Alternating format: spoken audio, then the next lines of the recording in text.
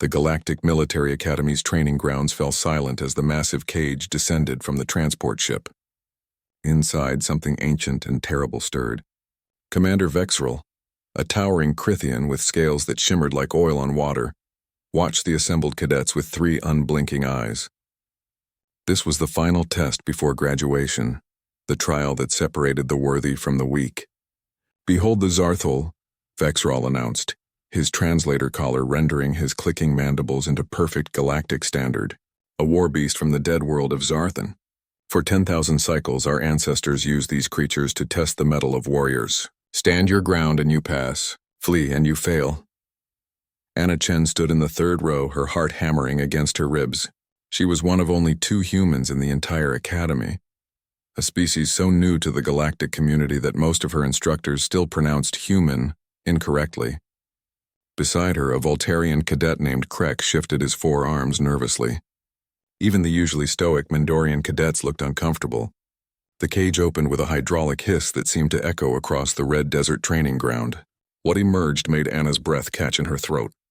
The Zarthul was massive, easily 3 meters tall at the shoulder, with midnight black fur that seemed to absorb light itself.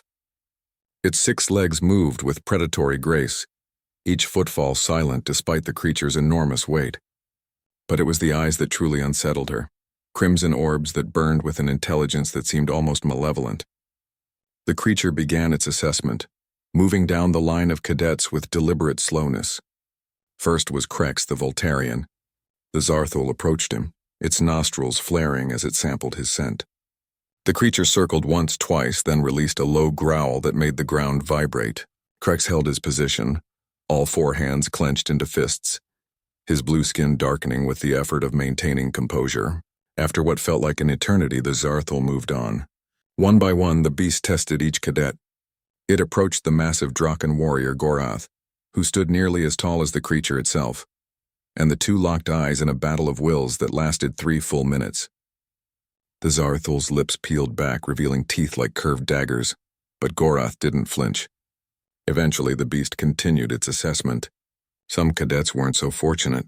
A Felixian scout named Priscilla broke when the Zarthul's hot breath washed over her face, her feline features contorting in panic as she stumbled backward. The creature didn't pursue. It simply watched her retreat with something like contempt before moving to the next cadet. 2 more broke ranks before the beast reached Anna's row. Jack Morrison, the only other human in the academy, stood 5 positions to Anna's left.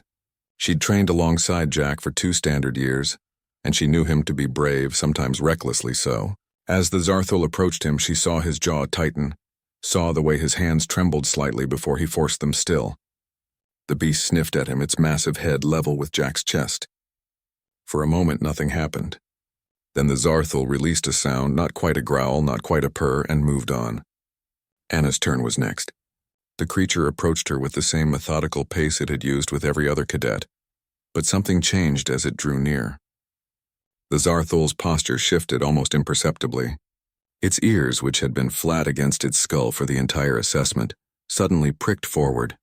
Those burning crimson eyes locked onto Anna's brown ones, and she felt as though the creature was looking not at her, but into her. Anna's training took over. She kept her breathing steady, her posture neutral but not aggressive. Don't show fear, but don't show challenge either. She'd read every available file on the Zarthul during the sleepless nights leading up to this test. The beasts were empaths of a sort, capable of sensing the chemical signatures of emotion. Fear they despised, aggression they met with overwhelming force. But the creature wasn't growling. It wasn't circling. It was simply standing there, less than a meter away, studying her with an intensity that made the hair on the back of her neck stand up. Then impossibly, the Zarthul lowered its massive head. The sound that rippled through the assembled cadets and instructors was audible, a collective intake of breath that spoke of shared disbelief. The war beast, the ancient predator that had tested warriors for 10 millennia, was bowing to a human cadet who'd been part of the galactic community for less than a decade. Commander Vexrel's mandibles clicked rapidly, the Crithian equivalent of stammering. "Impossible," he breathed. "In all the recorded history of the trials, the Zarthul has never—" The beast lowered itself further, settling onto its haunches in a position of complete submission. Its eyes never left Anna's face. Then it did something that made even the most seasoned instructors take an involuntary step backward. It vocalized. The sound that emerged from its throat was complex, layered with harmonics that Anna could feel in her bones. It wasn't a growl or a roar. It was a song. Anna stood frozen, her mind racing. Every instinct screamed at her to run, to break position, to do anything but stand there while this apex predator sang to her. But something deeper, something she couldn't quite name, kept her rooted in place. Slowly, moving on pure instinct, she extended her hand. The Zarthel's massive head pressed against her palm. Its fur was coarser than she expected, each strand vibrating with the creature's continuing song. And in that moment of contact, Anna understood something that would later take xenobiologists years to confirm.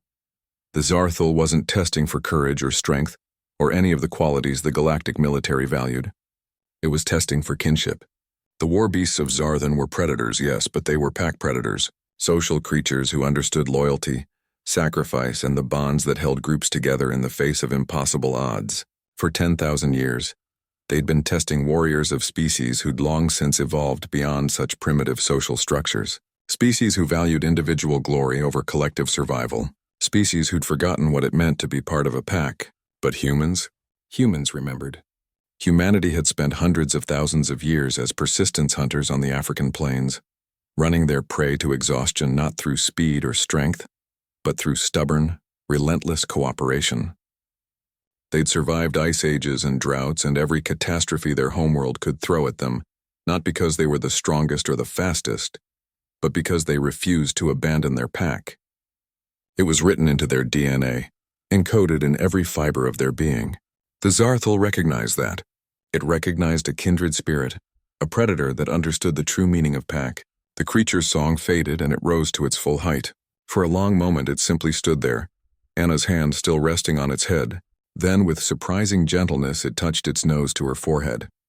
A gesture that xenoanthropologists would later identify as the highest form of respect in Zarthel culture. When the war beast finally moved on to complete its assessment of the remaining cadets, Anna remained standing, her hand still tingling from the contact. She was dimly aware of Jack looking at her with wide eyes, of Commander Vexrall speaking rapidly into his comm unit, of the other cadets whispering among themselves. But mostly she was aware of a profound sense of connection, not just to the ancient creature that had bowed before her, but to every human who had ever lived. Every ancestor who'd huddled around a fire with their tribe, every soldier who'd held the line for their brothers and sisters in arms, every parent who'd sacrificed everything for their children. The Zarthel had tested every cadet, but when it reached the human, it hadn't found a warrior to test. It had found a packmate to honor. And that, Anna realized, made all the difference.